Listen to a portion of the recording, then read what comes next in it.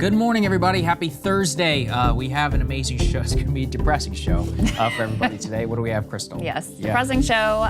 We've got all the details for you about quote-unquote Liberation Day, plus the early morning market reaction, best we can tell, plus our own reactions of what this is going to mean and what it's going to mean for you. None of it good and all of it insane and all of the things. So get into all of that and spend some significant time breaking it all down for you as best we can. But there is a lot of other news as well that we want to get to. Trump is saying that Elon will be out soon. He's saying that to his inner circle. His inner circle is then leaking it to the news media. So that is pretty interesting in the wake of that big Wisconsin defeat. We also have a new deadline for potential TikTok deal or sale. We'll tell you who is lining up to be part of that process. I'm taking a look at massive cuts both to mine safety and also to some of the programs to prevent, identify, research, and treat black lung. Real betrayal of a group of voters who were quite key to Trump's victory, especially back in 2016. So I'm breaking all of that down for you.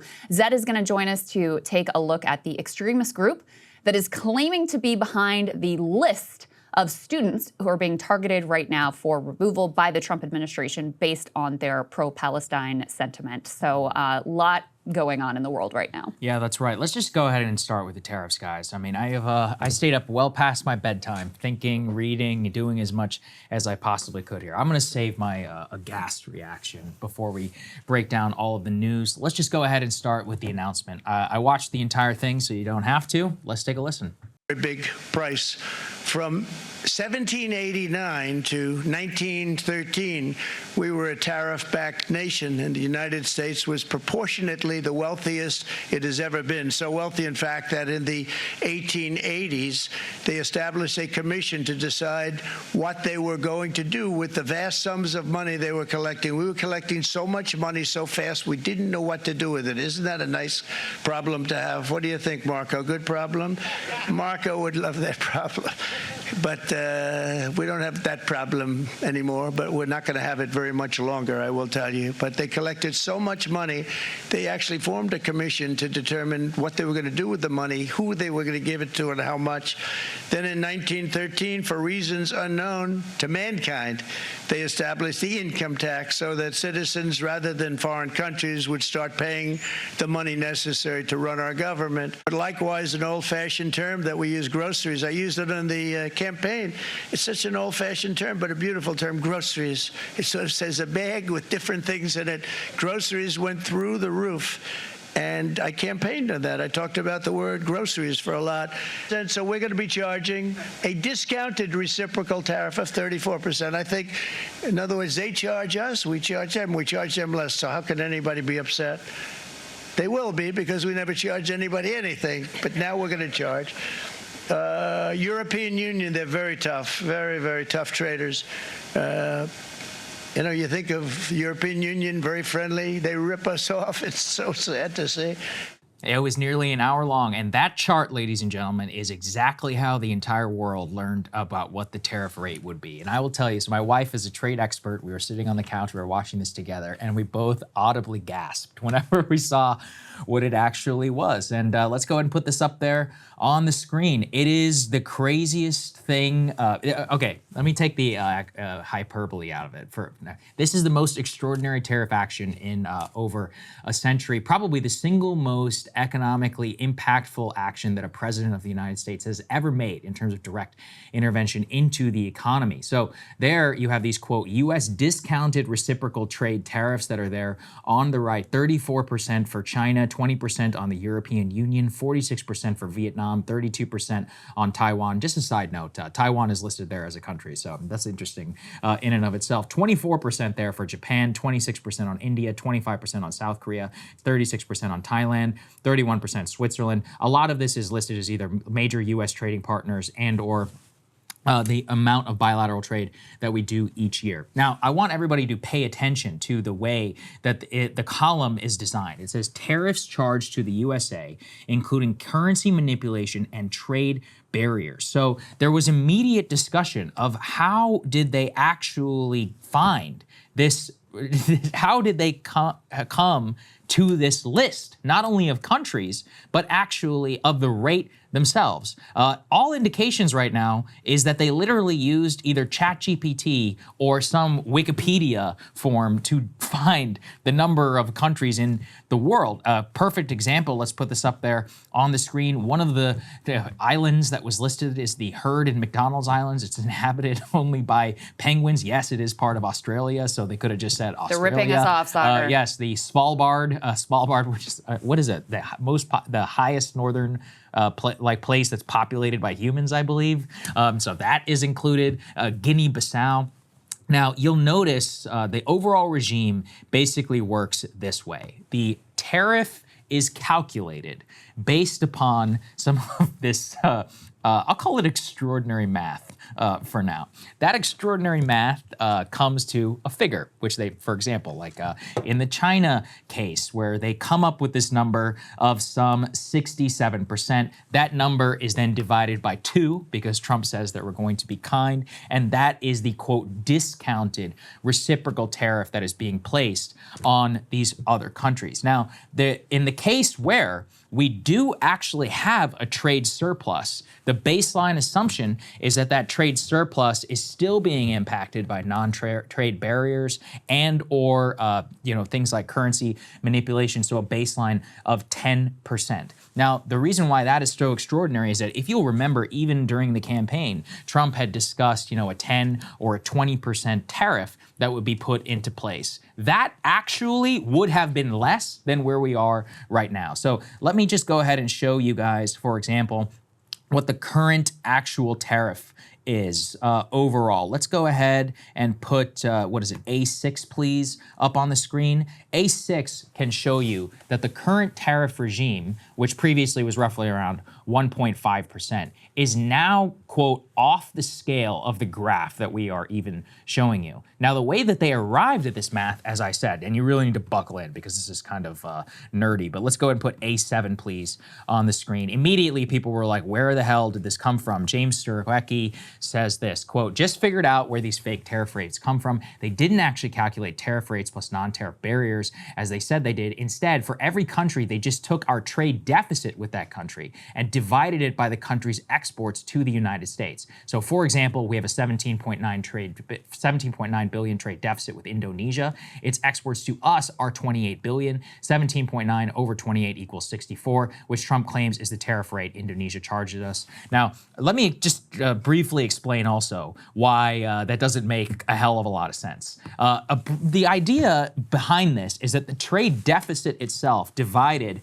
by the number of goods is somehow an approximation for what a reciprocal tariff is. That is just simply not true. For example, the entire way that this is being sold is, and I wouldn't even blame people if it says reciprocal tariff, for people to say, for example, oh my God, Vietnam charges the United States a 90% tariffs on goods. That's completely not true. Actually, Vietnam just yesterday said that they were going to take all reciprocal tariffs away. This is a baseline assumption that the mere existence of a trade deficit with any country in the world, not just China, Japan, South Korea, the manufacturing powerhouses, Mexico, or Canada, which are exempt from this, just by the way. Those are currently still under USMCA standards. That assumption there is that the trade deficit, the mere existence, is one which is against the United States and requires a corrective action known and being classified as a reciprocal tariff. It is not a reciprocal tariff. In fact, it does not even include currency manipulation. There is a case to be made that it is the way that you could roughly approximate it. For China, maybe. We can talk about that a little bit later. But in the interim, what we can tell you is that there is no way to describe this as, like, even saying extraordinary does not capture it. Yeah. We are talking about a 54% tariff on China because these tariffs will stack on top of the 301 tariffs that have already been put in place. That's 54% on one of the largest trading partners, I think number 3, for the entire United States of America, not to mention consumer electronics, consumer goods, etc. Vietnam is our number 8 trading partner. The vast majority of retail goods in the textile industry enter the United States from Vietnam. The other issue that we really see here is that none of this is paired with any tax credits and or capital injection. The rough estimate off the top as of this morning is that this will impact roughly $400 billion worth of goods in the United States, an additional $400 billion. That's what the overall revenue that would raise. You would then have to see a corrective action of roughly, I mean, that's almost what, half of the original TARP bill going back to 2008 to offset. Now, in the immediate term, what's going to happen is that you are watching a significant amount of these goods that are going to effectively be tariffed at these crazy rates starting tomorrow and next week. Tomorrow and next week is when all of this stuff starts to go into place. As all of that goes into place, the absolute massive shock to the supply chain is going to be extraordinary. Now, the current market reaction, guys, let's go ahead and put that up there. As you guys can see, it's roughly around 3.3% as the S&P 500 right now. The NASDAQ futures down by about 3.84%, etc. The Secretary of the Treasury was pressed immediately after the press conference in the White House, being asked, what can other countries do? What exactly does this all mean? Here's what he had to say. Guys, let's go ahead and play A5. It was a big day. The president calls it Liberation Day. You know, we showed the markets before, but if you saw the post-market reaction, it was kind of down across the board. You know, people are looking at their 401ks, and they worry about it. What do you say to them tonight? Brett, I say that what we are doing is we're setting the stage for long-term economic growth, that we were on our way to a financial crisis. You know, I used to teach a history of financial crises, and with that gigantic government spending, it was unsustainable. You look back in 1998, you look back in 07, right before it looked great, everything collapsed. China is at 34%, added to the 20% already, so that's 54% on Chinese goods. Yes. Are they going to come back with something big? Well, we'll see what they do. Is my advice to every country right now is do not retaliate, sit back, take it in, let's see how it goes, because if you retaliate, there will be escalation. If you don't retaliate, this is the high watermark. And I'm trying to be Secretary of Treasury, not a market commentator. What I would point out is that especially the NASDAQ peaked on Deep Seek Day. So that's a Mag 7 problem, not a MAGA problem. They don't like tariffs, then why do they have them? And should we view these as permanent? That, you know, I think we're going to wait and see how this plays out. Not inspiring at all. No clear instructions there for other countries. And that is one actually where it makes the least amount of sense, because you had two countries, Vietnam and Israel, both before, who were like, okay, no reciprocal tariff, no worries. And then, of course, they still get hit with the reciprocal immediately. And they were trying to figure, they're like, what are you talking about? You know, we just said that we won't have reciprocal tariffs. This is one where you basically are putting people in a situation where you don't have any clear instructions for how other countries are supposed to be able to respond. For example, I mean, and I'll be honest, this is the one that makes the least amount of sense within all of this, is the justification, for example, of a VAT tax. So as we'll all recall, if you've ever been to Europe or elsewhere, they use a value-added tax, which is kind of like a sales tax, but it's applied across the board to all goods that are sold in the country. And so they're using the VAT as a justification for that U.S. goods are treated unfairly. It's like, well, not really, because that would imply, for example, that we could negotiate some scenario where, let's say, where you or I were buying something made in China on Amazon. I'm sure we've all done that at some point before. But then the Chinese could negotiate with the United States and thus the state of Virginia, where I live, every time I order something, and then that would not be subject to the Virginia sales tax. Right? It's like, no, the sales tax is just applied to all of the things that are sold in your state, and no ifs, ands, or buts. So there's so much that is happening here right now. And I don't even really think that the market reaction fully captures it. If anything, well, we'll see what happens when it opens. What I think, Krystal, is that the market is so aghast at this idea of where things are. Like, nobody in their wildest dreams actually could have come up with a 54% tariff on China or 46% tariff on Vietnam. Yeah, look, there are some exclusions, for example, on Taiwan, like on semiconductors. The auto tariff rate is actually excluded. It's still just 25%, which is still crazy high. It's still a a lot. And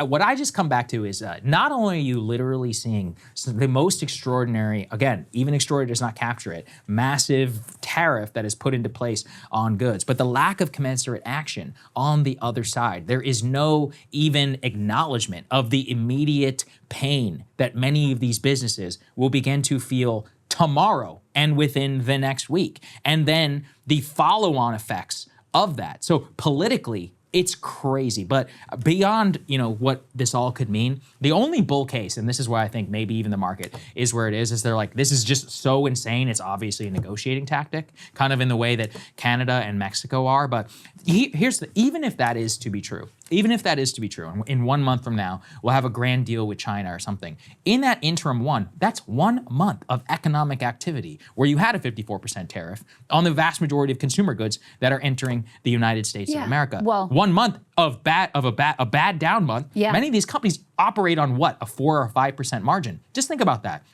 What do you think the other 40 some percent is going to go? The 47%. Well, they're going to cut jobs. They're gonna, that's the issue, is that unless you literally are just pumping money into the economy in the way that they did, let's say with the agricultural tariffs, and they offset that immediately, there's no plan here. There's not even that. Last I checked, the White House the GOP Congress, is actually trying to take away the tax credits, the manufacturing tax credits called 45X. That's right. In the U.S. tax code. So you are, and undoing the CHIPS I was going to say, Act. Even put the chips outside. So even with that capital injection would require what? It would require a New Deal style program of thousands of bureaucrats to actually have to sit there and to dole this money out and to make sure that it's not in front. Well, what are we also doing? Doge at the same time. So we genuinely would have been better off with a 10% tariff. Like, I'm not kidding. Because right now, absolutely. 10%, right now, the approximate tariff rate is now some 32% if you average everything out. We would have been 10 times better off with a 10% tariff. Here's the other thing too. Let's say if these stay and you are a company, what are you going to do? You're looking at these reciprocal tariff regimes or whatever. Already, much of the trade out of Vietnam is because of the original China tariffs. That was actually a good idea, right? Because Vietnam is much more of a U.S. ally. You get it out of China. Great. Win-win for everybody. It's one of those where, look, if we even want to presume, let's say, manufacturing jobs coming back here as well to America, really what this encourages is actually a gaming of the tariff market. And even my friend Oren Cass, who is generally, I would say, supportive of this overall thing, he even wrote previously in his report that selective tariff application across the board like this will cause one of the most corrupt lobbying campaigns in the history of mankind. To have each one of these individual countries, they can game things with each other. We've lived in the era of transshipping, etc. But even worse is that now it all just comes down to like pleasing Donald J. Trump and the people around him to potentially get offset or not. And there are trillions of dollars on the line right now. And Saagar, looking at this, that thing you just laid out, that's the point. Like, there is no one honest who can make a legitimate economic case for this. One does not exist. It's a good thing we can all say retarded again, because there's no other way to classify what has been done here if you're considering it on the merits of an economic plan. The TLDR is that's not really what this is about. This is the same effort to consolidate power that has been a consistent theme of Trump 2.0. Whether it's the university crackdown, whether it's the media crackdown, whether it's the judicial attacks, all of this has to do with giving Donald Trump more power. So it's not just countries that will come hat in hand begging for this or that exemption. It's not just the lobbyists. You're right. They got to be the happiest people on the planet right now, because anyone who has an in is suddenly going to be astronomically valuable. But every single company is going to be coming to Donald Trump, hat in hand, like all the oligarchs lined up behind him at the inauguration, begging for their carve-out and exemption. This is an incredible tool of power for him, because not only does he get to reward those who are appropriately either sycophantic or, cut him in on whatever deal it is that he wants, or, buy enough of his crypto shitcoin or whatever it is. Not only does he have the power now to reward those sycophantic allies, but he also has the power to punish those who would dare dissent. So top line, I think that's the best way to think about what's going on here. Because you're right, when they released this chart, everyone is going through this list of purported, like what these countries, supposedly the tariffs they have on us. And everyone's going, this is just made up. Like that was the initial instinct, is that they just literally made stuff up. And then a couple of people online were able to crack this ridiculous code and the insane calculation that they did. I think it is all but confirmed that they just typed something into ChatGPT to get this, not only because of the places that are not even populated that are on this list, but also because if you ask ChatGPT, like, give me a really basic way to calculate tariffs. That's my only injection, is that I actually used ChatGPT to come up with the formula that they said, and it's actually not that hard. What they did is they typed in, what is the easiest way? Right, exactly. Because not how do you do it? Has the capability to do something that's actually more complex than this. Yeah. And if you have to say, like, give me the most basic, like basically the dumbest way to do this. And this is the answer ChatGPT will give you. Just to drill down on, because I know there's a lot to process here, just to drill down on your point about why that calculation of just assuming that if we have a trade deficit with a country, that they're quote unquote ripping us off. Arnaud Bertrand gave a great example on Twitter. He's like, think about the country of Lesotho. This is one of the poorest countries in Africa. They are also part of a trading bloc, including South Africa and other African nations, like a regional trading bloc that has a consistent uniform tariff policy. So you would think then that Lesotho and South Africa, okay, if they have a uniform tariff policy, that they would then be hit with the same level of reciprocal tariffs. Not true, because we have a large trading deficit with Lesotho. Why? Because they're a very poor country. We import things like diamonds and other minerals from the country, things that, by the way, there's no way for us to gin up some domestic diamond industry here. So what are we doing to start with? But the reason they don't buy a lot of things for us is because they're really poor and they can't afford iPhones and Teslas or anything else. And yet they're going to be hit with this massive tariff now, which is going to be incredibly destructive to them because of that, what they consider to be, what Trump considers, based on this chart, to be them ripping us off and this trade imbalance. That's how insane this whole thing is, okay? If you wanted to truly bring manufacturing back in certain key industries, which I think makes sense, you think makes sense. Absolutely. You would want extremely intelligent people with an extremely concerted, specific plan of how you're going to do this and what is the commensurate industrial policy you're going to use to make sure that you're not only imposing the tariffs and putting this ring around that industry, but they're also providing the government support, whether it's tax credits or subsidies or whatever it is, to actually induce industry to invest here. That is not what's going on. In fact, we're going in the total opposite direction of that with DOGE and the austerity push that we see right now. So this is going to cause massive pain. I mean, not just, stock market is going to be a mess, obviously. People's 401ks are going to be a disaster. But this level of tariff, which you're right, is somewhere, if you average it all together, we're talking about something around a 30% tariff. This is a massive regressive tax that is going to hit the working class and the poor the hardest. Thousands of dollars additional that working class people will have to pay to buy food, clothing, medicine, nearly everything that Americans consume across the board. The economic fallout here is impossible to wrap your head around, and the pain that it will cause ordinary people. So, that's where we are. And just to give one more example, like I mentioned, we can't gin up a domestic mining industry. Like, this is why I've always opposed this idea that he pushed relentlessly on the campaign trail. We're just going to do a flat tariff across the board. And you're right, it would be superior. It would be much better to what he actually ended up with, which is complete insanity. But that never made sense because there are certain things like Jeff Stein was talking about, Chilean sea bass. Like, you literally cannot produce Chilean sea bass here. We don't want to increase certain industries, either because it's impossible or because it's like a low-end industry that it's not even beneficial for us to have in our country. So he wants to make this comparison to the early 1900s and William McKinley, his economic history, that could be a whole other segment in and of itself, the insanity of that. But if we can put up the last element here, guys, A8, the Smoot-Hawley tariffs. So last time we had anything approaching this was the Smoot-Hawley Act in 1930, which is widely seen as gravely exacerbating the Great Depression.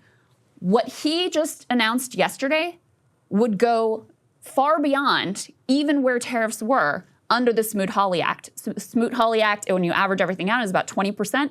This is roughly 30% that we're talking about.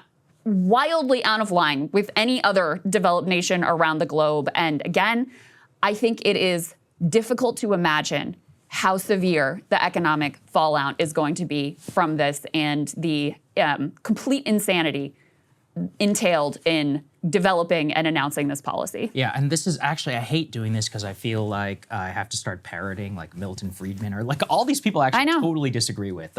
Even this, people, as you and I know, there are certain neoliberals who would cry Smoot-Hawley anytime that you would have even, let's say, a 5 or a 10% tariff. True. There are certain people out there who would make the case for TPP or for any of these other trade partnerships, et cetera, purely based on GDP numbers. And I don't believe that at all. I am 100% pro-tariff. Even on China, it would make sense to maybe have a 25% across the board tariff. In fact, I think the formula actually only makes sense whenever it's applied to China. But 54% overnight with no planning and no tax relief and no monetary relief for the said consumer, absolutely not. I'm telling you this as a person who is an autarkist and a mercantilist in his heart. I do not want to rely on the rest of the world for all of these things. I want to see booming manufacturing and a complete inversion of the American social contract where everything is decentralized and we have no retirement except for betting on the stock market. But that's not what this is, right? Like this is basically trying to reform the whole system with the bluntest possible. It's like the Federal Reserve, actually, when we think about inflation. This is basically using this extraordinary tariff rate as a corrective for so many different interlocking parts of American society, of the way that American business works. As in, if you're gonna do this, you're actually not only hurting people's pocketbooks, their 401ks, but and let's even move past that because 60% of the country doesn't have retirement. The reason why, it's not about the stock market. It's about liquidity. It's about the fact that a business is about to take some extraordinary amount of hit on its bottom line just to remain basically profitable or even to maintain a semblance of margin. They have to have layoffs. There's just no other way to get around it. Now, what did we do during COVID? Whenever we had a policy where we acknowledge, let's say, lockdowns. We're like, okay, we're gonna have lockdowns. What did we do? We had PPP loans and others that went out the door. Yeah. Hundreds of billions, if not trillions of dollars, designed to offset that. Now, you can argue against that in the first place. Your argument would be, we never should have done the lockdown in the first place. Okay, but I would say if you're gonna do it, then you absolutely should have unemployment relief, right, and all of that. But there's no acknowledgement right now of any of that. This is effectively like the same as lockdown, without any of the unemployment insurance, the CARES Act, or a way to think. So you have to think about the sledgehammer. And this is where people like me, I think actually have the more responsibility because I want to defend American manufacturing, tariffs. I want America's working class to have better wages, I want us all to have a much better social contract where, yes, these cheap stuff from China, Temu, Shein, and all of that, it's a disaster. It's making all of us actually materially worse off in the long run, even though we may have more abundance of stuff. That's a good critique of abundance, right? But just bringing it full circle, this calculation in and of itself is a lot like many of the other aspects of this White House, where it's just sheer stupidity. That is where I cannot just sit here and absorb it, because in this one, these are people's lives. These are people's retirement. People kill themselves during recessions. I've talked about this. Go look at the suicide rate from the Great. It is the highest that we have ever seen. Go and look the divorce rate and the social impact of what mass economic pain does to the American soul. And also, let's think about what has happened every single time since. After 2009, we had a choice. We could bail out the banks and we could just continue our financialized economy, or we could have done something different. homeowners. We could have changed the way that our financial system works. And that was a chance to actually rewrite it. But well, we didn't do that. So all of our recent economic history tells us that in this interim amount of pain, the American consumer, and specifically the people who are poor and the bottom 50th percentile of overall income household, are going to only increase their amount of precarity. We have a housing crisis. We're putting huge amount of tariffs on things that go into housing. Now, okay, you can do that. You really can, and you can encourage lumber, et cetera. But what do you need to see on the other side of that? Huge policy to make sure that that is offset. And so I think even when you look at Trump voters or many other people like me who are supportive of even big tariffs, targeted tariffs, things that make sense, things that are actually designed. You know, if you look currently, like I said, the Vietnam one, that's one that makes absolutely no sense. We encourage these companies to move to Vietnam, specifically because to get out of China. Now, it's not a perfect solution. I'd rather be here, but it's probably better in the interim. Now, let's say you phase in a 5-year overall plan. It's going to phase up to that, and in the interim, we're going to give you a tax credit to offset the cost of moving that here. Okay, I think people will say, fine, yeah, and even the market, the reaction, all of that. This is not even the same universe of what we're seeing right now. No, not at all, not at all. And the other thing, to go back to your point about, okay, let's say that he, a month from now, is like, JK, we're rolling these back, we made a great deal, blah, blah, blah.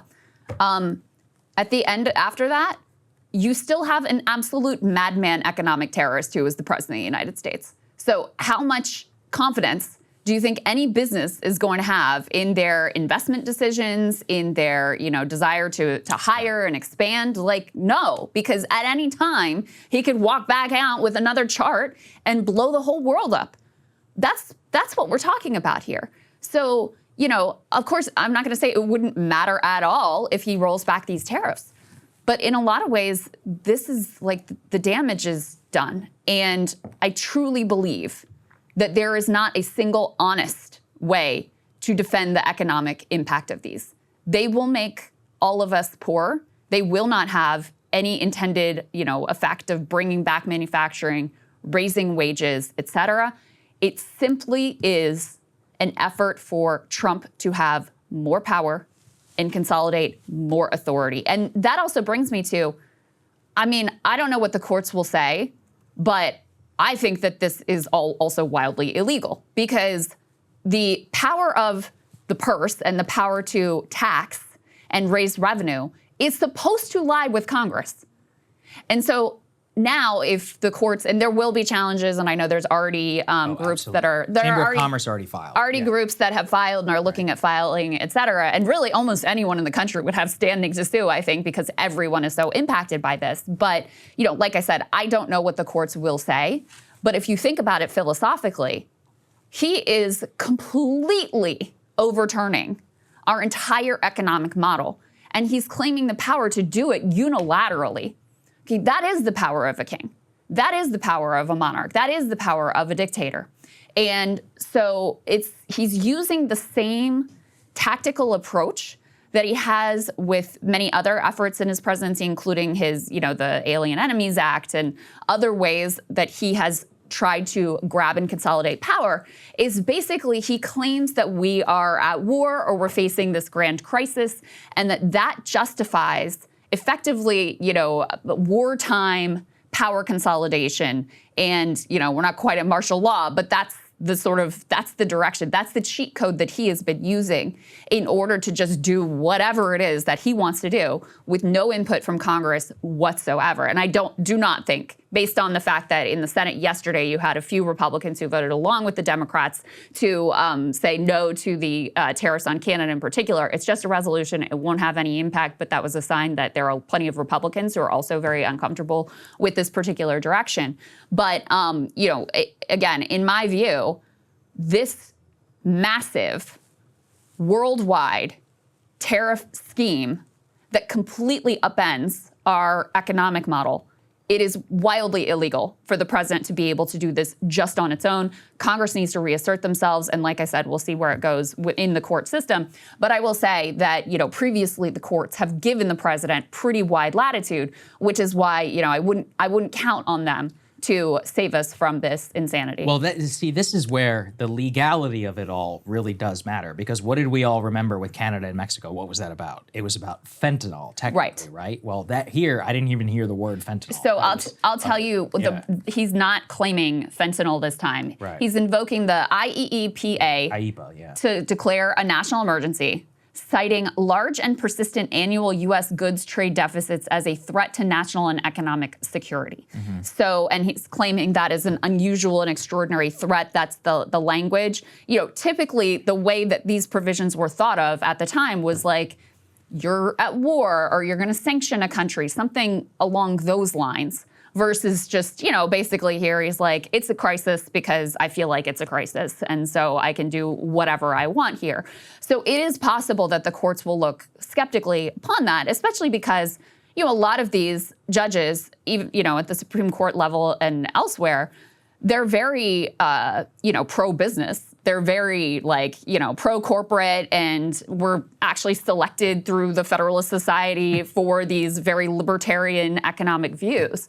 So it is possible that the courts look at this and say, you know what, this is too far. But as I said before, there's certainly no guarantees there whatsoever. Yeah, that's right. So just to, again, to just dig down on that, the IEEPA strategy is one that was, it obviously has been used. Trump has stretched it to its definition. He was able to get away with it on Canada and Mexico, not just because of fentanyl, but because they were never actually in place long enough to face major court scrutiny. True. Yeah. This is where I want to make at least that one case where I think the only bull case for this is that this is the opening negotiating tactic, right? Is that every country in the world can just say, come forward, hat in hand. They can't raise tariffs. That's what the Trump administration has made clear. And they just have to say, okay, what can we do for you? But you know what? Somebody made a really good point, is that we forget in this case then that other countries have politics too. Look at what's happened in Canada. Trump has basically turned the entire nation of Canada from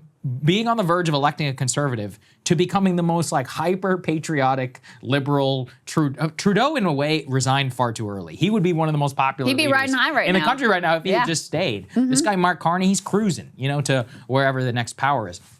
But I actually think about places like India, or even China. You know, everyone's, oh, China, it's not a democracy. No, it's not. But what, you think the CCP doesn't incorporate public opinion into its actions? What have they been telling their people for a long time? They actually have, the irony is all of this is actually based on the Chinese model. It's just that the Chinese model is smart and also doesn't have to contend with 4-year elections, and so it can plan over a 25-year period. And they have been telling people over and over again that these ties between the United States and us are economically precarious, that we as a great power can no longer be tooled around by the Western imperialist states, that they're not reliable partners. That's why you need to sacrifice and put up with our surveillance capitalism so that we can, at the same time, yes, build you this, but give you flying taxis and drone deliveries and awesome cars. And that's a very useful social contract for them. But I also think about India. India has now been slapped with a 26% tariff. And it's like, well, in any world where you were going to, quote, counter China in the Asia Pacific, what would you want to do? You would absolutely want to consolidate power amongst the non-Chinese dominated powers of India, South Korea, and Japan. Those three nations that I just listed, which are actually pretty decent allies to the United States, spend plenty on defense if they're able to, like in the case of South Korea and or India. What are they going to do? India is the largest democracy in the world. These are very, you know, they don't love America, especially after how Biden treated them for the whole Ukraine situation. They feel very upset about that. In this case, they're nationalist people. They have a democracy. They can vote. How exactly is Narendra Modi supposed to respond? Same in South Korea and Japan. These are democracies. These are places which have actual politics. They are not going to just sit down and, you know, take this lying down. Now, in the interim, you might have some negotiation, et cetera, but every time in the past where we've tried to interview, let's say in the South Korean case, there was this whole thing that happened with THAAD missiles. This is going back a decade or so. Well, the South Korean populace was not very happy with the United States over that, and in fact went in a very, very different direction.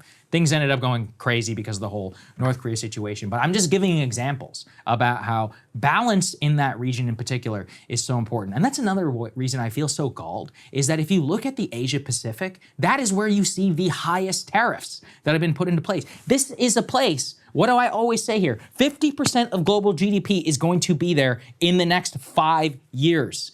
You know, what are we trying to say here? That we're going to have the highest tariffs in the fastest economically growing part of the world, where the biggest population is and where all of our economic future lies. The idea that, you know, and listen, I would again love to be in a situation where we're not reliant on them or any of that, but you cannot reverse 45 years of policy in a single tariff-related action, Right. which is effectively With a single chart. With a single chart. Yeah. With a chart which is ChatGPT'd, and not even ChatGPT'd correctly. Like I said, I did it in 5 minutes. I said, ChatGPT, come up with a formula for me that balances reciprocal tariffs, currency manipulation, and non-tariff barriers. It gave it to me in 5 seconds. And then I was like, go ahead and calculate this for Japan. You know what it said on Japan? Based on this formula, I would not put any more tariffs on Japan. So there you go. So what is this actually all about? Maybe we should be cheering for the AI overlords to take us over.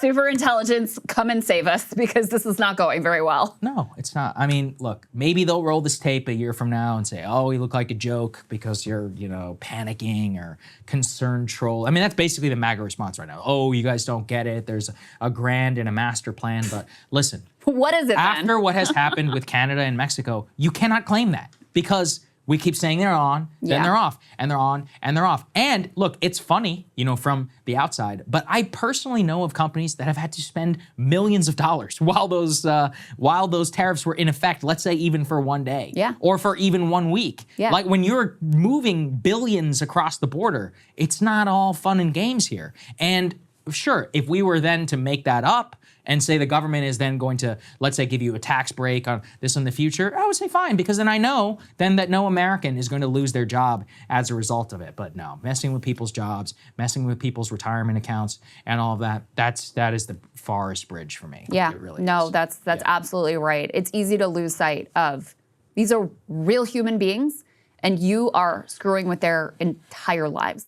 Hey, if you like that video, hit the like button or leave a comment below. It really helps get the show to more people. And if you'd like to get the full show ad-free and in your inbox every morning, you can sign up at breakingpoints.com. That's right. Get the full show, help support the future of independent media at breakingpoints.com.